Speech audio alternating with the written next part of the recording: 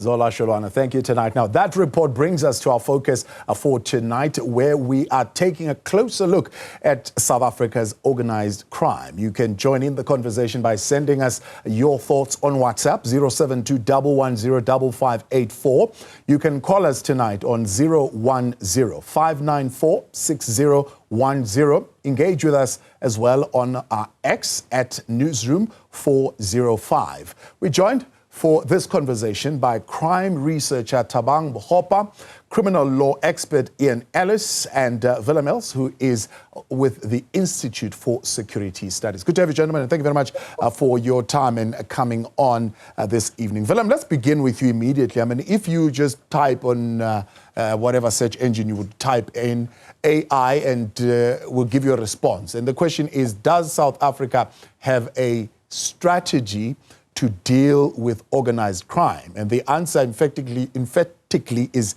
yes, South Africa does. And it says even more than that, South Africa has got a national strategy to prevent and combat transnational organized crimes. And it breaks it up and it gives you all that type of detail. Now, this is, of course, pinned on the fact that you have a national strategy and you are therefore able to well gather data on these illicit activities, illicit economies, criminal networks, social, societal responses, etc., etc. Can we just put that to the test? I mean, how well do we know what is happening out there? For example, how many organized crime groups are known to be working in South Africa today? Good evening to you and good evening to the panelists. Yeah, that's a very interesting question. You know, South Africa has got currently 92 different strategies, of which most of them, if not everyone, is not fully implemented. But I think also your search engine was a bit mistaken this time around, because in SADC, in the SADC region, we are part of course, the regional strategy for transnational organized crime. As part of the implementation plan, various countries have to develop their own TOC strategy, and South Africa is currently busy doing so. It is in process. Countries like Zimbabwe and Namibia, Eswatini has already almost completed this. South Africa is almost a quarter of a way there, but we are not there yet. Yes, we've got the policing strategy, we've got other strategies, but the transnational organized crime strategy is not in place as yet. So that is something that we can categorically state that is in progress at the moment. So with the development of this strategy, of course, it is a multidisciplinary, all the different stakeholders, state, civilian, NGOs, security companies, banks, all of them are coming together to look at this. And I think that is going to bring a lot of what you've been asking now about the different syndicates, et cetera, is going to reveal that, because you have to do quite a very good in-depth study in order to develop the strategy. Right. So we are looking forward to that. Currently, there is not enough research in place to pinpoint exactly how many of these syndicates are active. But what we know is those that are active are very well placed, and they are very well organized and very well protected in order to be as effective as they are. Thabang, what is it that we know in terms of the crimes that these syndicates specialized in, especially in South Africa? Thank you so much, and good evening to the fellow panelists. What I can mention mainly is the hired killings that are actually very rife in South Africa, mainly for business and for political interest. I think at the core of the organized crime across all provinces, the main focus of this organized crimes is to protect politicians and to protect business people, particularly in the construction sites and other forms of organized crime, but it's mainly to protect politicians in hired hits. You've seen mostly in KwaZulu-Natal. I want to speak mainly about the KwaZulu-Natal. Check after the public disclosure by the General Mkhwanazi. You have a lot of cases now that are being revealed. People are being arrested. You go to Gauteng, people are being arrested for cases that happened about 4 to 5 years back. But then the question that we need to ask and answer as well is this new evidence And the answer is none of this is based on new evidence. It's evidence that already existed. It's crime that evidence was gathered, but there was just lack of will from the law enforcement to police those cases because they involved mainly politicians. And I think it's high time that now people are arresting, and the reason behind the arrest is mainly that most people do not want to be held accountable when the Judicial Commission starts. They want to have seen to have acted. But the question is, why are we seeing more arrests on cases that happened 5 years back and evidence was gathered within 24 hours of that case having happened? But we had 4 years of evidence being concealed and action not being taken. So at the helm of the organized crime in South Africa is that politicians have found themselves being involved in this organized crime, and they've done all they could to suppress law enforcement. And at the helm also is the issue of prosecution that has been abusing its own prosecutorial discretion as mandated in terms of the NPA Act. People had dockets to decide on, but failed to issue summons for people to be summoned to court or failed to issue warrants of arrest. Yeah. Ian, I mean, these arrests in particular, if you look at the pool of how many would have been detected, how many are being investigated, is this something that we can celebrate? As for Ian, I mean, are these arrests, for example, arrests that involve leaders, or is this just arrests that involve syndicate members? So are we getting to the bottom of this organized network? Good evening, and good evening to my fellow panelists as well. What I've in actual fact seen is this is more about covering up historical discrepancies and tying loose ends from the arrests that have in actual fact been made. Because if one takes a look at the way organized crime has worked throughout in this country, and we look at it from the basis of organized crime, not just over the past 5 years, but probably if you look at it more over the past 20 years, as to how South Africa has become more susceptible to not just organized crime and international organized crime, but also internal corruption that has allowed it to breed and expand almost like a cancer in a way. And has been fueled on by deliberate attempts to foil law enforcement. And when I say foil law enforcement, certain of it has been dealt with internally, and those foils have come internally. And the same thing as there's been issues from within the NPA, which have in actual fact protected various people along the line in order to go ahead and preserve, and if one could say, cover up for the misdeeds of various dirty politicians, corrupt individuals, organized crime leaders breaking into the country, and those that have in actual fact been using political clout for the development of their cartels. The fact remains is that organized crime is fueled on by financial gain, whether it's through drugs, arms, human trafficking, any type of fundamental and financial gain is basically where the buck stops. And anything that can, and there's no hesitation in doing anything to tie up loose ends and avoid being held accountable, and ultimately seeing justice actually done at the end of the day. Yeah.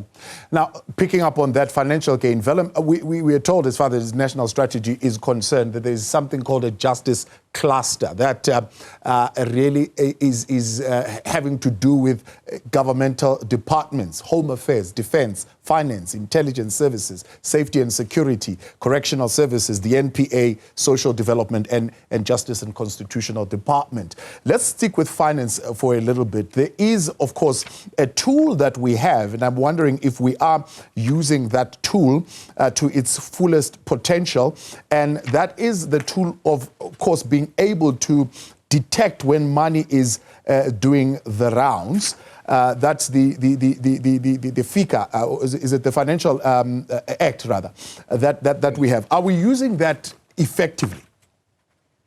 Yeah, I think that's a very good question. You know, I'm currently in Tanzania, where we have a Great Lake region and East Africa workshop on money laundering and terror funding.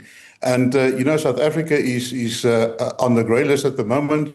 We hopefully will be removed from that list by October, and that is mainly because we got our house in order and started to tick all the boxes in terms of the 40 fields of requirements and the immediate outcomes that is required by a country in order to counter these type of things. And that is where you follow the money comes in. So South Africa had to amend our FIC Act, or Financial Intelligence Center Act, or Intelligence Act, and that has been amended, and that is being implemented now. So the challenge that you have is whenever you work with organized crime, just one step back, you have a triangle of your hierarchy, and that goes very high. So we're talking about kingpins and all the different layers of your operatives. And normally when we arrest some of these lower tier guys, we report that it's a kingpin. Those kingpins are most of the time much more higher than what we anticipate,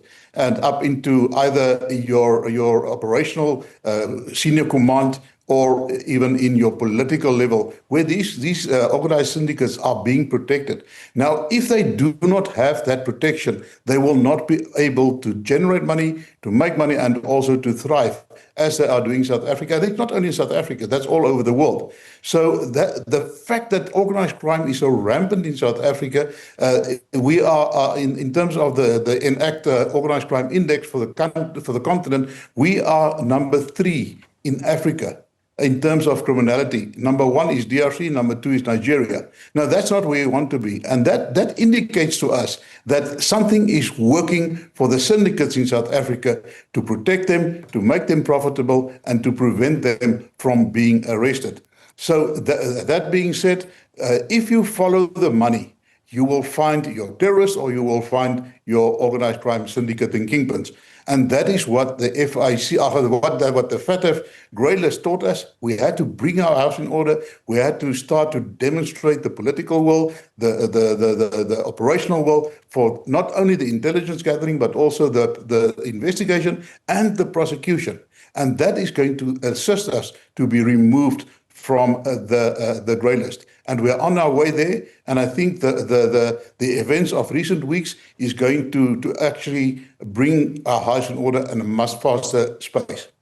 All right, we'll continue in a moment with our discussion. You can weigh in tonight, and we'll take your thoughts as well. 072-110-5584, 010-594-6010 is the number that you can call. Otherwise, engage with us on X at Newzroom 405. Do stay with us. Our panel stays on. We'll continue this conversation in a moment. Right, back with you, and thanks for staying on the late edition. We are, of course, still with Thabang Mkhwanazi. He's a crime researcher. We've got criminal law expert Ian Ellis and Willem Els as well, who is with the Institute of Security Studies. And we've got you on WhatsApp sending us your comments tonight. This one from Bongani Mthembu. With this case, I believe it's beginning to crack down the criminal syndicate that involves high-profile leaders turning into mafias behind the scenes promoting crime.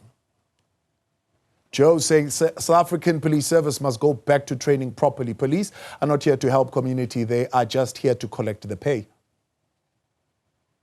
Bukamo also saying DJ Somebody's death is still a shock to the rest of us. Keep those coming. 072-110-5584. Otherwise, you can also call us tonight. 010-594-6010. Thabang, I want to come to you because you mentioned particularly the issue of hitmen. And one of the legislative and policy frameworks we've got in place is the Firearms Control Act and the National Conventional Arms Control Act. Are these just acts that are there as a tick box exercise, or are the measures that are contained in there enough when you look at how the hitmen acquire guns? I mean, we are talking here of an AK-47 that apparently is the smoking gun that is able to link these particular crimes where we have seen arrests now recently.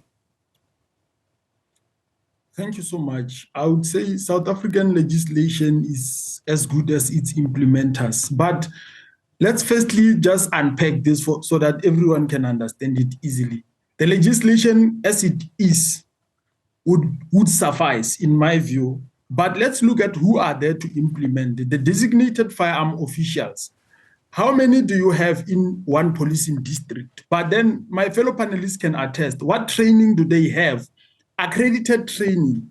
Let's exclude the internal sub-training, but themselves, what intellectual capacity do they have?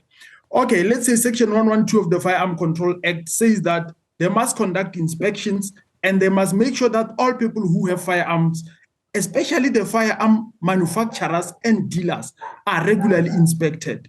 Take Johannesburg. How many of the manufacturers are there on the database? We saw a case yesterday. They just busted and boosted that they got a catch of about 30 firearms, 30 pistols. I mean, in Johannesburg, if someone can manufacture more than 1,000 firearms per day, and you come and publicly brag about busting 30 pistols, what about the assault rifles that are being manufactured in bulk? So the inspections are not happening, which are legislatively supposed to happen. Secondly, you go to just sample 10% of the people who have firearm licenses and ask them, when were you last visited by police to come and inspect your safe and your firearm, your serial numbers, whether they are still there, whether they still correspond with the license?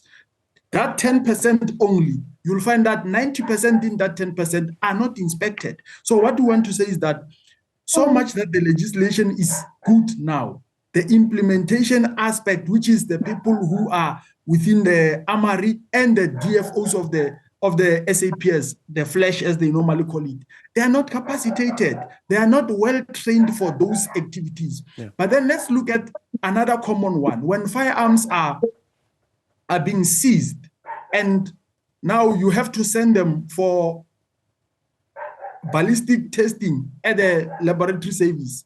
The question is, after how long do you then pick that a firearm was involved in a trail of other criminal offenses? Why is it now, for instance, a popular case that we hear now that an AK-47 was involved in other shootings, but we hear 4 years later? This was something that, in my knowledge and my expertise as a former investigator, I would have picked within the first 7 days. That, okay, the same rifle that we're dealing with or the cartridge that was picked, the trail and the profiling says that it was involved in other cases elsewhere. But the database, as well as required by the law, is it implemented? Who is monitoring it? And that's my general answer to say the legislation might be sufficient, but what we need to work more on is capacitation of the people who will implement the legislation. You may have the best legislation nationwide or even globally, but if you don't have the right capacitated minds and intellectually so, which was mentioned by the National Commission in the transnational strategy to combat organized crime, that we need to capacitate, especially the leaders of the SAPs, that the people who are capacitated with the authority to take decisions, let them also be intellectually capacitated to fight this crime, but also to implement the legislation. Now, Ian, you and I would have had a conversation previously, for example, around the interception of communication. Now, the intelligence services in the country are supposed to be in charge of that. We also have the Regulation of Interception of Communication and Provision of Communication-Related Information Act in place. Are we using that effectively? Are we able to get communication that is happening between these players? Let me put it, and I actually would like to pick up on something very interesting that both my co-panelists have mentioned with regards with changes to the legislation, the implementation of the legislation. I think we also need to take a look at, and even with this, with the electronic interception of information. The problem that we have is it's not the legislation so much, and it's not just the amendment of the legislation. It is exactly the point which Thabang was made. It's the implementation.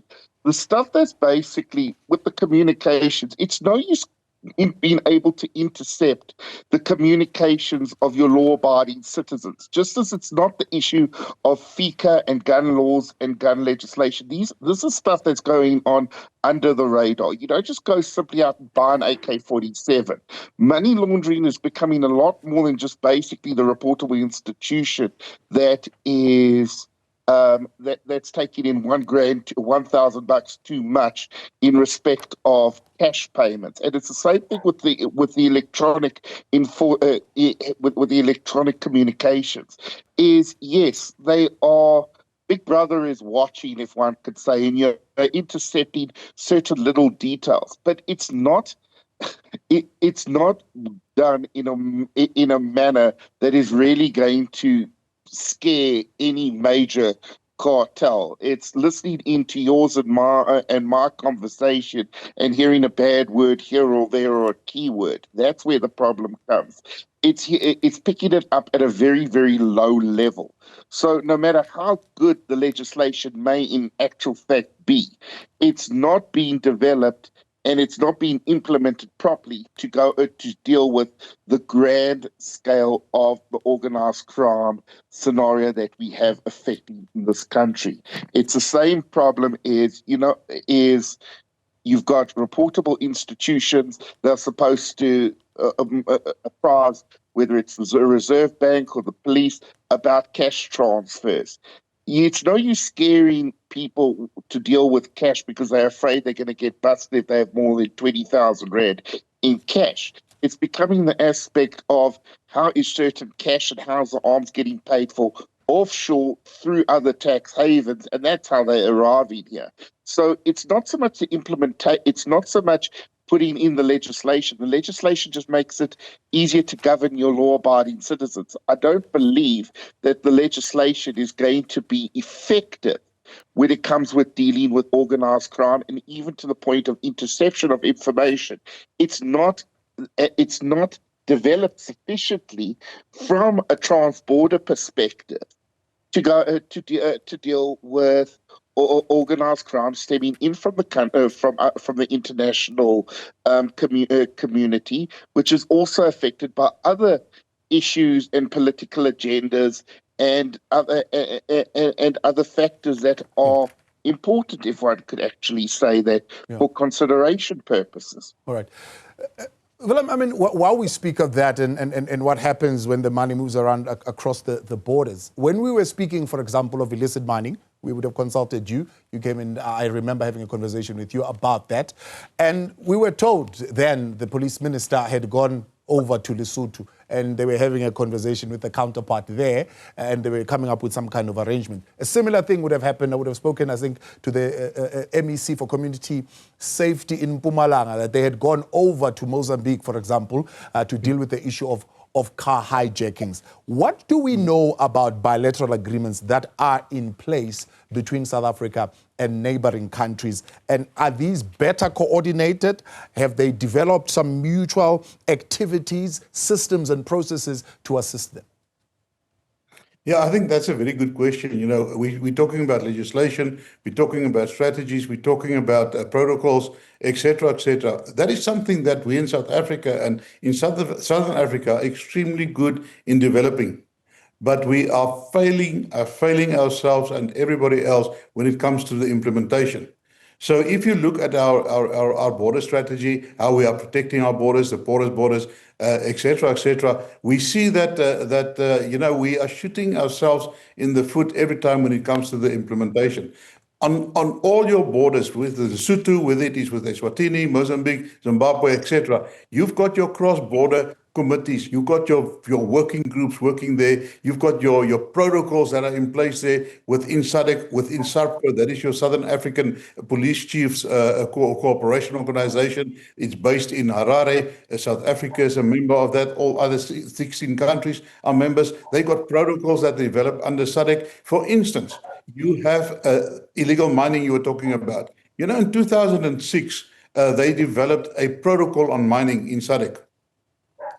If they implemented that protocol, we would not have had 10% of the challenges we have today in illegal mining, but we never implemented it. We got a cross-border SARPCO agreement on border control and on vehicle theft and cooperation. It has fallen flat because of a lack of implementation and because of a lack of allowing enough resources and the political will in order to manage that. So we drop the ball every time when it comes to that. And remember, an international border is for you as law enforcement, for us as law-abiding South Africans, it is an international barrier. For the transnational organized crime syndicates and the terrorists, it is a river to cross or a fence to climb.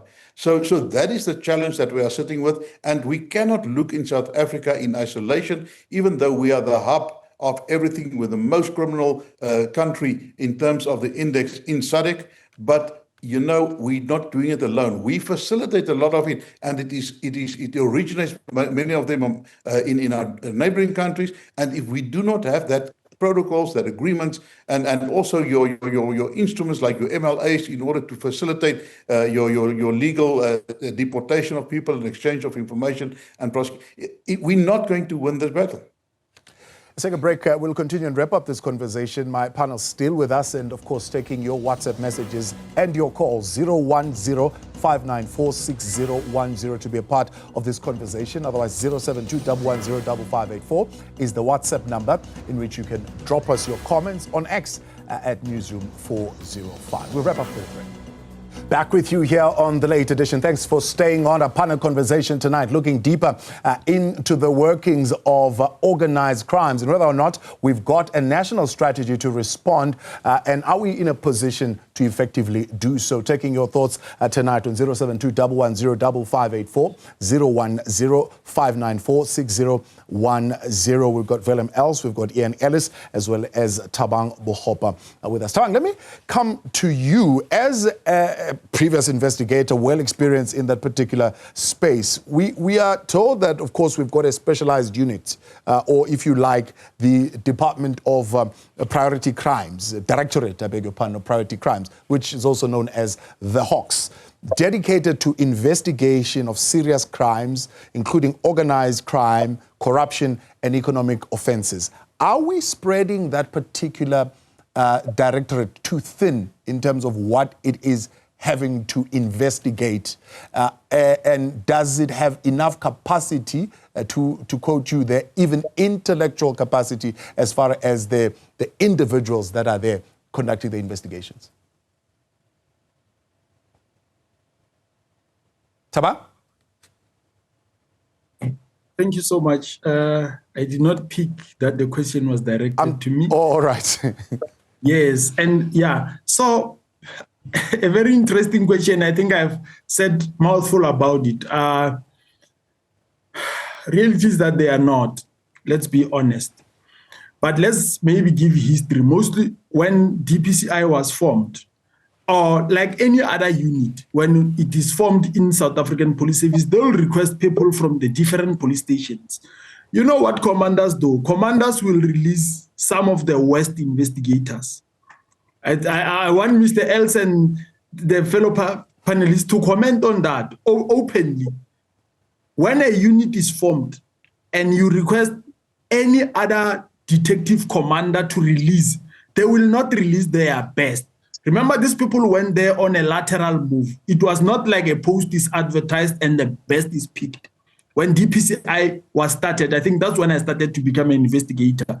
But then let's go deep to say, are there academic minimum requirements to be part of DPCI? Then the other question is no. You can get a very high-ranking person who is leading serious investigations without certain minimum requirements, without any, even NQF level 6, a diploma or a degree. And even their internal training, you'd be surprised that you find someone who's heading very serious crime investigation without certain courses, and it's the juniors who have other courses. Because you can easily come across a kernel, and I'm saying this because I'm so interested in profiling. You profile a person to say, okay, let's ignore the academic aspect. What internal trainings within the SAPS have you gone through? You find that the person has gone through just the basic courses only. They don't have more sophisticated internal courses which we know exist and are there to bridge the gap or to capacitate them. So most of the people within the DPCI are not capacitated intellectual to be investigating sophisticated crimes. which is why you often come across a situation whereby they say the case was investigated with help of a private investigation company. But if you look at the inherent nature of that case, if you had capacitated people or capacitated investigators, they would have cracked that case within the first 7 days with the necessary assistance from the other units that exist. For example, you mentioned the issue of cybercrime. You have a cybercrime unit, which is mostly within the DPCI of the provinces.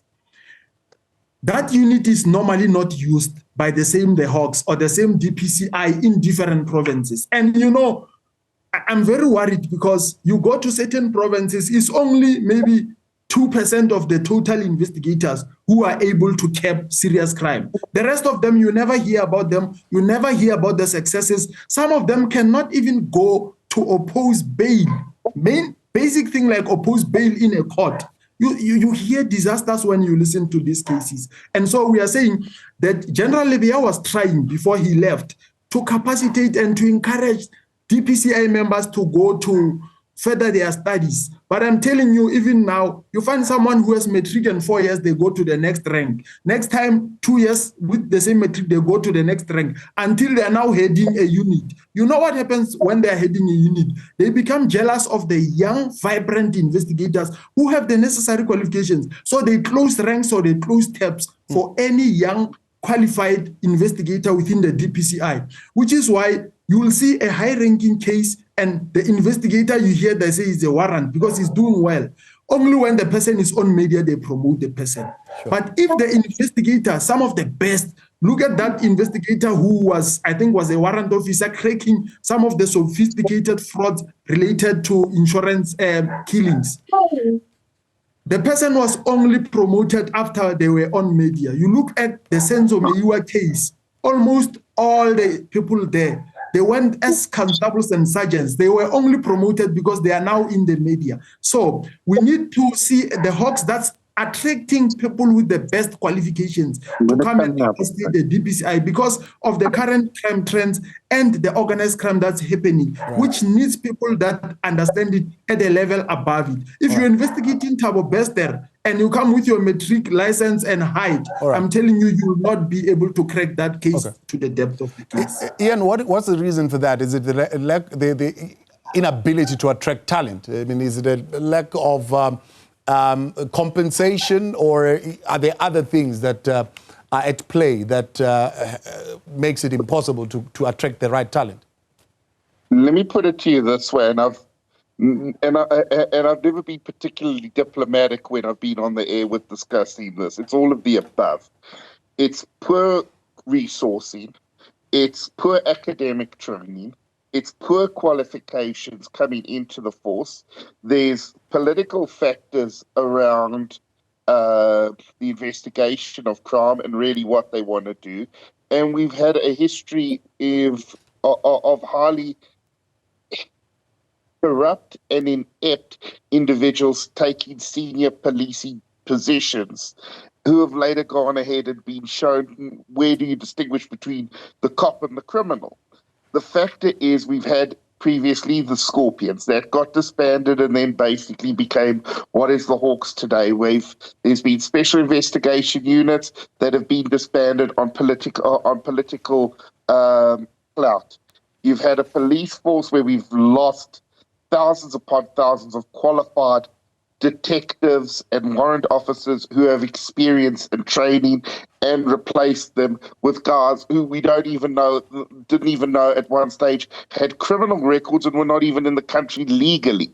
So realistically, it's all of the above, and I'd really like to join on to what Tabang was saying there, where you've got all of these factors.